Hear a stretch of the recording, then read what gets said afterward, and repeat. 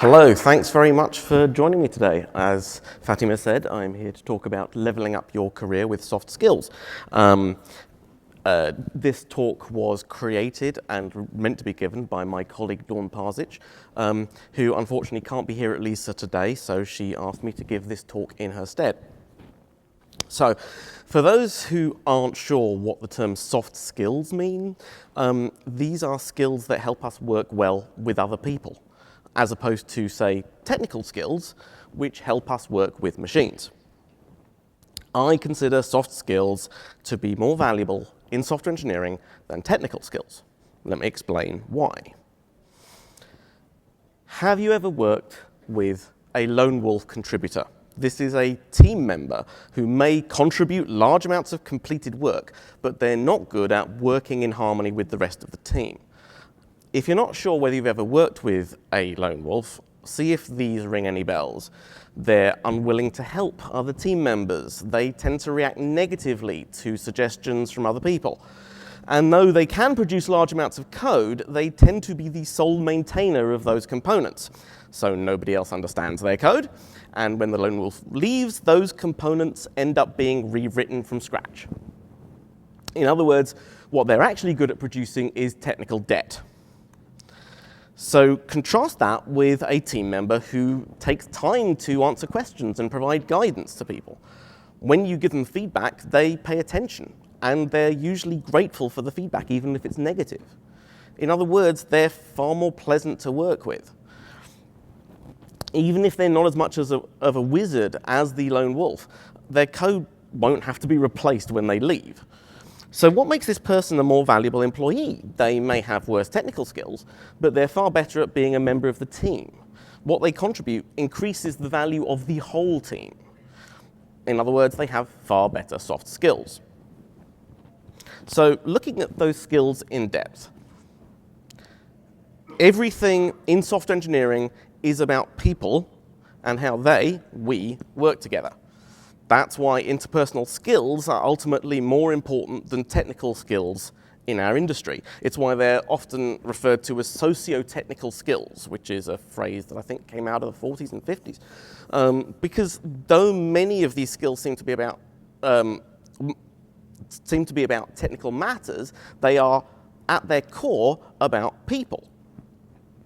For example, code structure, style, naming conventions in code. The compiler does not care about any of that, right? All of those practices are to make the code more understandable by other humans. Version control is about working with other people.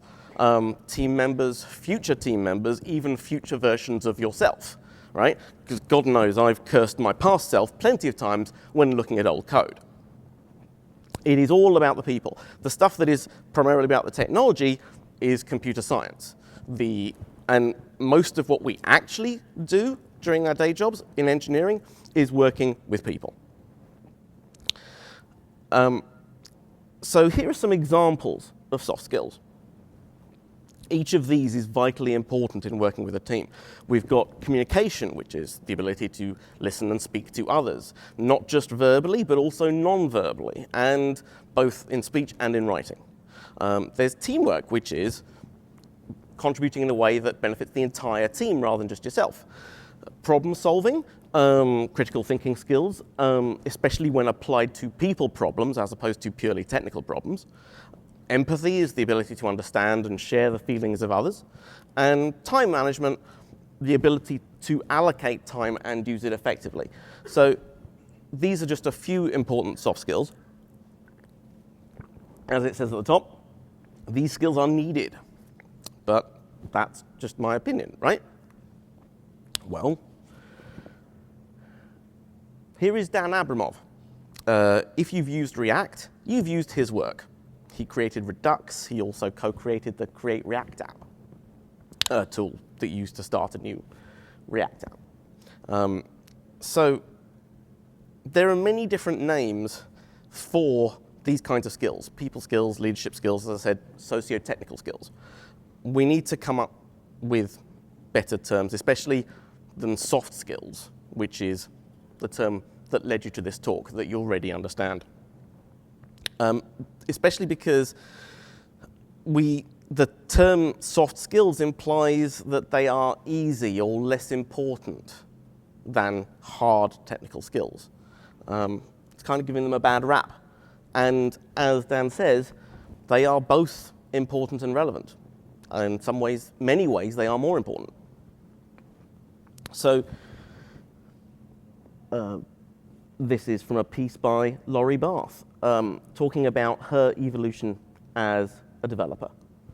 The biggest source of failure is people and teams, especially poor communication.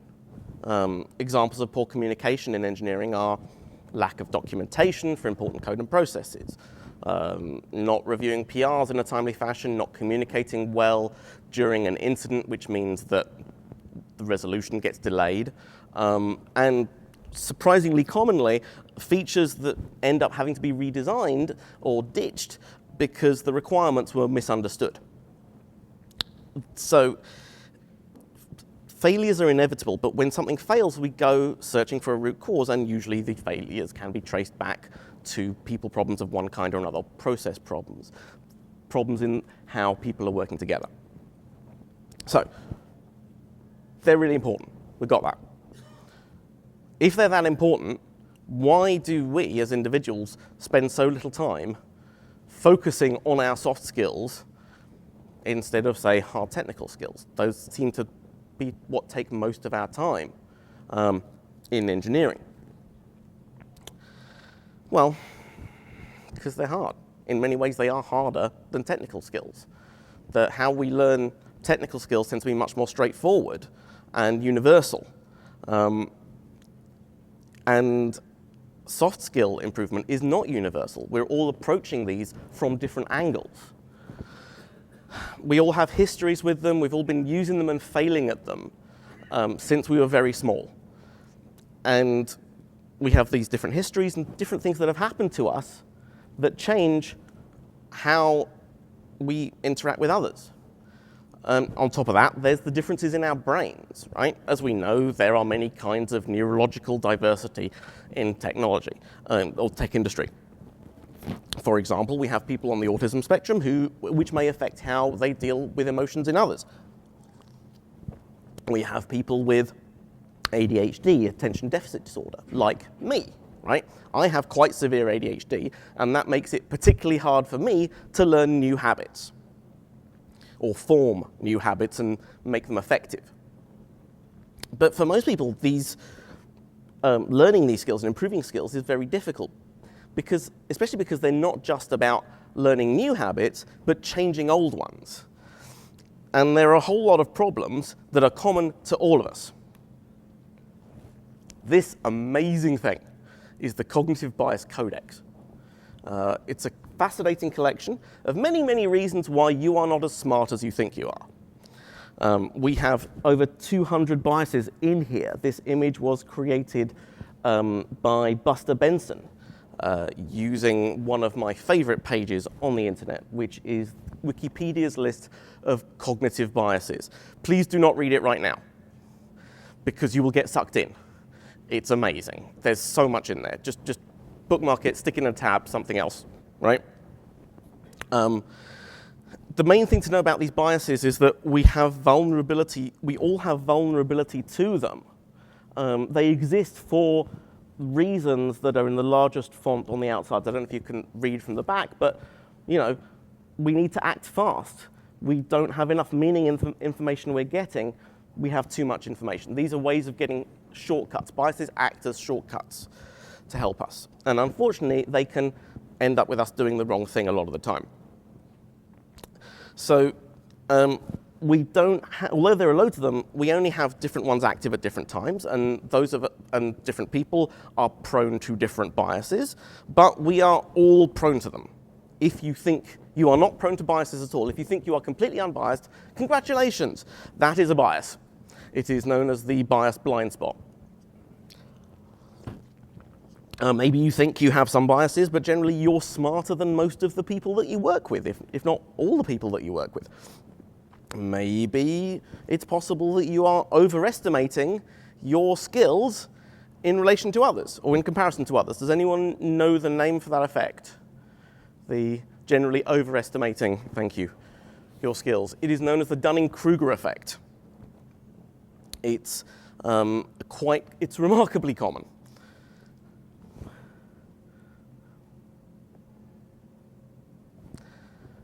It's, especially common amongst the aforementioned lone wolf developers, right? One of the reasons they tend to be lone wolves is that they consider that other people on the team somehow beneath them in terms of skills or other reasons. Which is tragic, because if they were actually that smart, they'd be considerably more concerned with finding out what their own biases are and regulating them, right? And similarly, it has a negative effect on the people that they work with. They treat other people as dumb, which helps those people consider themselves dumb, rather than perhaps the person doing the communicating is not that good at communicating. Maybe that's why the other person is making mistakes, for example. But there is also an effect that is the opposite of Dunning-Kruger, which is when you think you're actually much worse at your job than everyone around you, and that you don't deserve it. And this effect, anyone? Thank you, imposter syndrome. That is hugely prevalent as well, and that can also cause lots of problems. And the trouble is those problems are rather more subtle. They're less visible.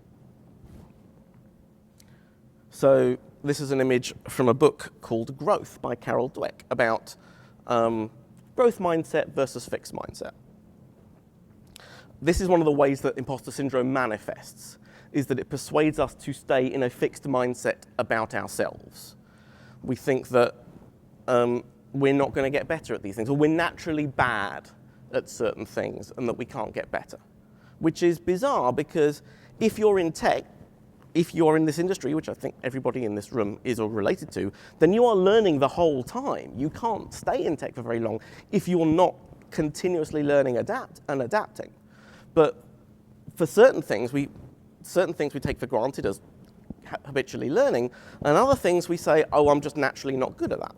But the skills that you have, the vast majority of them did not come to you magically. You weren't born with them, right? You got them through practice. You got them through different situations that you got to use them in. You learn multiple new things every day, and they are not just technical. So, of the different soft skills that I talked about, we had communication, teamwork, empathy, time management, a few others, and others that aren't on that chart. Does anyone have a suggestion for which one might be the most important, or generally considered the most important of those?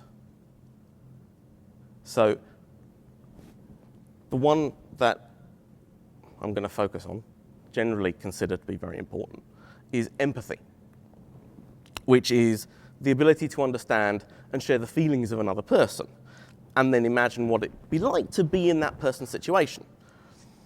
And many people sum it up as just don't be a jerk, or variations on what's called the golden rule, or the revised golden rule, which is treat people as they want to be treated rather than as you want to be treated. Empathy helps us feel connected to each other, especially when we need connection, when we feel alone, when we're emotionally overwhelmed. Helps us understand each other better.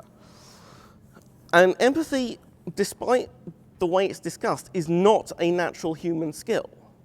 It is something that we tend towards, and it's something some of us are better at than others, but everyone finds it difficult in different ways. It is very easy to mess up, and it takes conscious effort and time.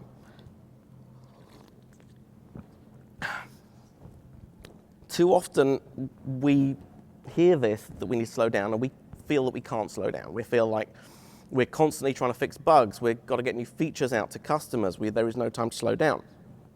But it takes remarkably little time, relatively, to give empathy or to get better at giving it while you are doing other things.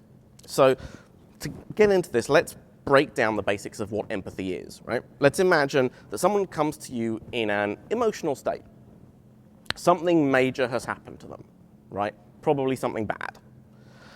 How can you provide empathy to help them, to improve connection, to generally help provide a positive resolution?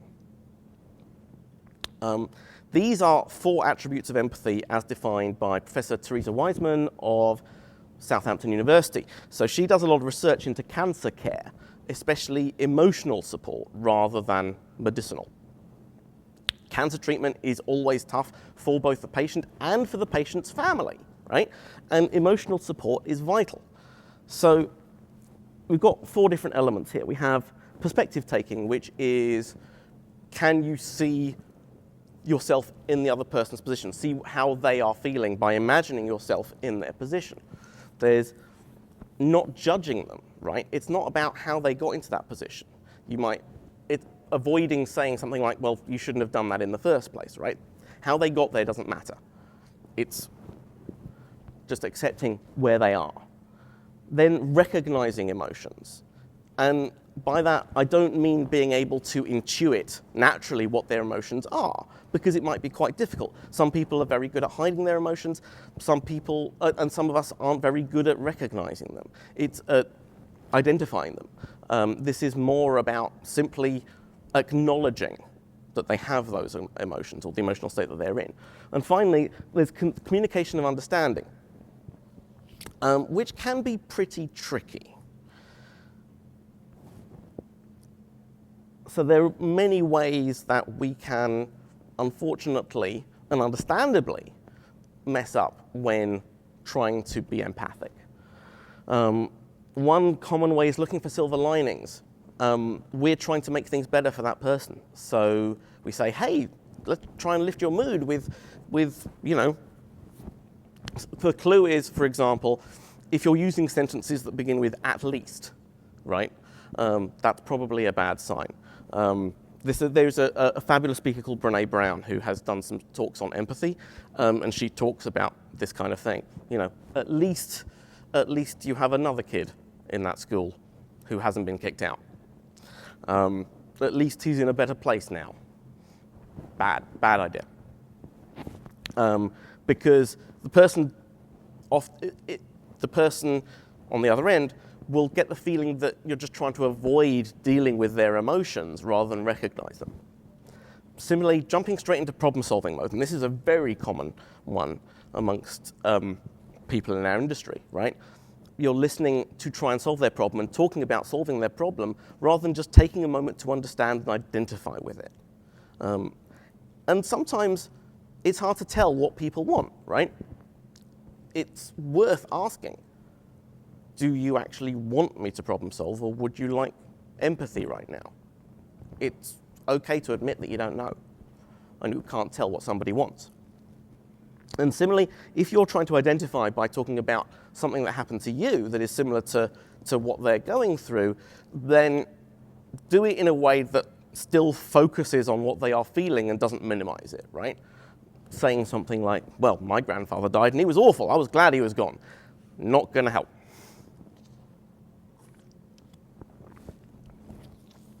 So if you're not sure what to say, these things are usually good fallbacks, right? Firstly, just acknowledging, saying, I can see this is something you're really angry about, or really sad about, or really happy about, right? People are going to be reassured that at least that's coming across. Thanking them for letting you know, right? And this can be a really valuable one because people worry about burdening others with their emotions. That, as such, they tend to clam up because they don't want to make things worse. So showing them that what they're doing by opening up to you is valuable is itself valuable and will help people. And similarly, as I said, asking. It's okay to not be sure how to handle a particular situation. And if you can ask politely about, if you can't tell what they're feeling, you can ask if you can't tell what they need. It's better to be upfront about that in a careful way than to just assume that you're meant to somehow magically intuit it. We're not telepathic. At least I'm not. So the last 20 minutes have been spent talking about the value of soft skills, how difficult it is to learn them. Let's get on to how to get better at them and how your career can benefit from that. So there's my colleague Heidi Waterhouse talks about practice versus practices. So both of these are valuable. Practice is when your primary activity is devoted to improvement of something, of a skill, right? So you're focused entirely on that. Practices are techniques that you use while involved in something else. So if you are in a conversation and a meeting with something else, with some people, practices help improve your soft skills, help improve connection and engagement with other people. So let's start with practice, which is vitally important, but people don't think of it as something that you can really do with soft skills, right? But there are ways of practicing. And with any kind of skill that we really care about, it's important to continually practice. And remember, there's a difference between practicing to maintain your current level and practicing to improve. It's worth the effort, and more importantly, you are worth the effort. Again, with the imposter syndrome. This is Mary Robinette Cowell. She is a hugely successful writer and puppeteer, which I didn't realize. So this is how she helps other people deal with imposter syndrome. And I'm really glad of tips like this, because imposter syndrome is a persistent little bugger. Even when we're working hard to practice and improve ourselves, it's lurking in wait for us. And when we make a mistake or we look at someone we consider far better than us, that's when it pounces, right? And the damage it inflicts is not just the toll on our self-esteem, it's that it persuades us to stop working on ourselves, right? It pushes us back into that fixed mindset rather than growth mindset, convincing us that we're just not going to be good enough, that we're innately bad at these things. And that's just wrong. You can always improve these kinds of skills, especially because you're not aiming for perfection. You're aiming for improvement, just getting better than where you are. We cannot achieve perfection if we are human. So, a way of practicing, firstly, schedule time for it. If it's important to you, you schedule other things that are important to you. Soft skills are important. It's worth scheduling half an hour or an hour especially with someone who can help you. So think about whose soft skills do you particularly admire? It could be a mentor. Do you have a mentor? Could you get a mentor? Can you find the person whose soft skills you particularly admire and ask them to mentor you in this? Most people will take that as a huge compliment, right? And if they're that good at soft skills, then they probably recognize the value in doing this, and they will also see it as an opportunity to improve their own. How about your boss? If you have a boss who is at all interested in your career development, and you should, and if they can find half an hour here or there, then this is a great way for you to show them that you are working on self-improvement and for them to provide support. A good boss is always looking for ways to help make their direct reports more productive, more successful. If you don't have a boss who invested in your career development, then they're a bad boss. Just take it from me directly. So what to do in these sessions? You can work it out together, right? As I said, there's a wide variety of different soft skills, and the person who is good at them can help you identify which ones need work and talk about the techniques that they use to improve. You can try, for example, having conversations. You can try role-playing situations. I have done that with when trying to get better at certain things. I am particularly bad, for example, at conflict resolution, or I am quite conflict averse. And so doing role play through those situations is surprisingly helpful. And as part of practicing and using practices, it's particularly helpful to get feedback, right? You can try these things. The person you're practicing with can give you feedback. You can give them feedback, because this doesn't just have to be about you. It should be valuable to the other person as well. And remember that the feedback if given well, is always useful no matter whether it's positive or negative, right? If it's negative, this shows you areas that are worth focusing on more, and that the person is giving you this feedback because they think you can actually focus on that. That is something worth spending time on.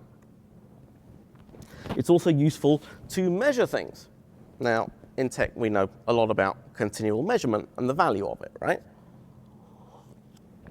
You can measure aspects, for example, of your time management. How often did you arrive at meetings late? How many tasks have you completed in a week? We track a lot of these things, and they're actually useful. They provide useful signals. In Agile, in various Agile techniques, you try and gauge your velocity, and you use that to adjust your estimation. But you can also, measure communication. How many times did you speak up during a meeting? How many filler words did you use? How many emails did you send? Is there a target that is actually a useful target to reach? So far I've been talking also about practicing with other people, but there are various kinds of study you can do alone. When it comes to empathy, there is a very good course on lynda.com, which is now called LinkedIn Learning, as you can see, called Communicating with Empathy.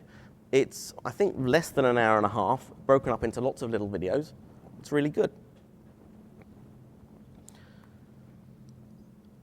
So in her course, in Sharon Steed's course on communicating with empathy, she focuses on these three practices. Now, these are not just useful for empathy and for dealing with emotional situations. These are useful for any kind of meeting where you're going in depth on something. These are useful when talking to users about the problems that they're having or what you need them to solve. This is useful when selling to people, right? So firstly, paying attention so that you can actually absorb what the other person is saying. As someone with ADHD, this is very hard. So it's all about consciously turning off distractions, closing laptops, focusing. And one thing that's particularly difficult is avoiding taking notes. Because with note-taking, you are continually throwing your focus back and forth. This is something I find very difficult because I also have a terrible memory. What I do in some situations is ask if I can record, right? And these days, especially if you're doing remote meetings, if you're using Zoom or other tools that actually let you record meetings, increasingly people are just okay with that, and it's easy to do. You do have to make sure to schedule the time to re-watch those recordings or listen to those recordings to deal with them. But it's worth it because it will help you be more present in the meeting and contribute more effectively. Secondly, listening. Now, listening, it sounds the same as paying attention, but the thing about listening is it's a bi-directional thing, right? It's not just about hearing what the other person is saying. It's about firstly, it's about looking at non-verbal cues and recognizing those, and using them to gauge the state of the other person. This can be particularly difficult. It's worth practicing. If you think you're naturally not good at doing that, then even more reason to try it and to record how well you do with it. But as I say, it's bi-directional. It is also about communicating to the other person that you are worth talking to, that what they are saying to you is actually of value and is being recorded in that way, or understood in that way. So, maintain eye contact. Hugely valuable. Basic tip that somebody once gave me after an interview that I had been ignoring, and try and remember to do more effectively these days. Similarly, to show that you are listening, occasionally, if you're going to say something, start by paraphrasing what they have said. Show them that you have understood what they've said. Because not only does it help to show them that you really are listening, but it's really good for catching mistakes in case you have not completely understood what they've said. And further to that point, asking questions. Clarifying, deepening questions to further your understanding of what they've said. Thank you.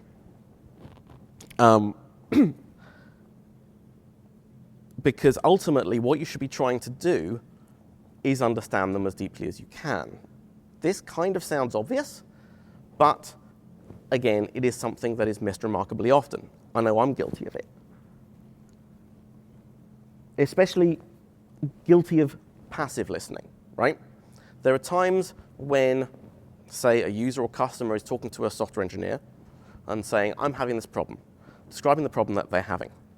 And within 30 seconds, the engineer's focus has clearly kind of drifted, because in their head, they've already got the gist of what the person is saying, and they're solving it in their head, rather than paying more attention, which is tragic, because the person may be later providing more useful information that shows a deeper root cause that is a better solution. And this is why product managers and UX researchers seek to fully understand before they try and solve. They separate out the listening part from the solving part.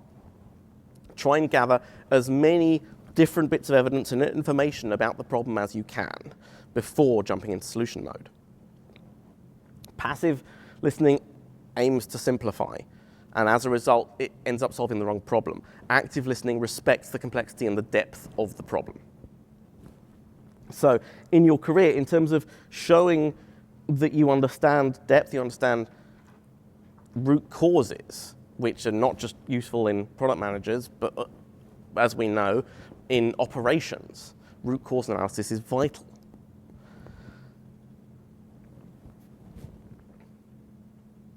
So Dawn has summed up some basic tips to try and remember, practices, think about when you're talking to people. As I said, try and understand as much as possible before you respond, before you jump into solution mode. Similarly, listen, try to get in the habit of just listening more. If you're someone who speaks up a lot in meetings and looks for opportunities to contribute, it may be more valuable to speak less and hear more, especially understanding your teammates' positions more. Being open to feedback can be quite tough. If you get negative feedback, it can feed your imposter syndrome. It can feed feelings of negativity. It's very easy for us to take negative feedback as an injury, as meant to injure, rather than as meant to improve. Most of the ways that we get negative feedback, unless it's deliberately violent or insulting, is aimed at actually improving us and giving us something to focus on so that we can be better. And to be better, you need to have a growth mindset. You need to be open to the idea that you can be better at soft skills. Again, this is something that, for some reason, most of us think is innate. Most of us think that we are just like that and we can't get better, and this is false. You can be better, and you can focus on it in a way that you will be better. You do that, for example, by practicing, by devoting energy to it. As I said at the start, we much prefer working with people who have good interpersonal skills. While technical skills, while wizardry can be really valuable for delivery, ultimately, they usually end up causing more damage than they solve. Most of the contributions by lone wolves end up being thrown away, often because they haven't been listening properly. They've been solving the wrong problems. They haven't been communicating effectively. Their code can't be maintained. And ultimately, everybody just wants to kind of forget about them. Nobody liked working with them. Your career will hugely benefit just by being somebody who people are more interested in working with, in spending time with, and communicating with. Sorry if that sounds blatantly obvious, but as I've been saying with many of these things, it's amazing how often we don't internalize that fully, especially with the messages that our industry continually sends us. Our industry focuses much more on technical aspects, on products, on technical techniques, and provides the impression that that is where the value lies. In practice, when working with teams, the value lies in how well you can work with other people. So these slides will be available for downloading and reading. These are a bunch of really interesting articles and useful perspectives on where the value in soft skills lies. They will honestly be, I think they'll be available for download. Sorry, just lots of people taking photos, which is great. Do that as well. I can be, as I say, I have ADHD. I could, walk into traffic absent-mindedly before I send the slides off. I fortunately have been living in America long enough to realize which side of the road you drive on. You may have noticed I'm not from round here. I'm from Texas. No. And finally, I would like to thank my colleague Dawn Parsich for creating this fabulous talk and for focusing on this. This is something that during my career in engineering, I have been increasingly focused on working out why teams work the way they do, why problems happen, and the huge percentage of them, and growing percentage of them, that I realize are ultimately about people. This is valuable to everybody, not just for improving ourselves, but for giving us better colleagues to work with. So thank you very much, Dawn. My name is Yoz Grahame. I am a developer advocate at LaunchDarkly. We do feature management as a service. If you want to talk about feature flags, I'll be very happy to engage with you about it. If you want to talk about civic tech, because I spent 4 years in government, I'm still very interested in conversations about that as well. And if you would like to download the slides, they are not up there yet, but they will be within a few hours. You can also get a free LaunchDarkly t-shirt, which has a gorgeous kind of crescent with a rocket on it, and it's lovely. And it's always useful to have spare cleaning cloths. That's it from me. Thank you very much.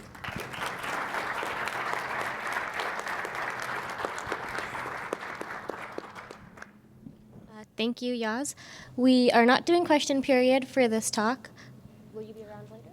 Sorry? Will you be around later? Yes, I will be around later. I'm having to catch a flight back to the Bay Area this evening, but I should be around until 5-ish. Yes, so if you would like to chat, please come and call me. Thank you.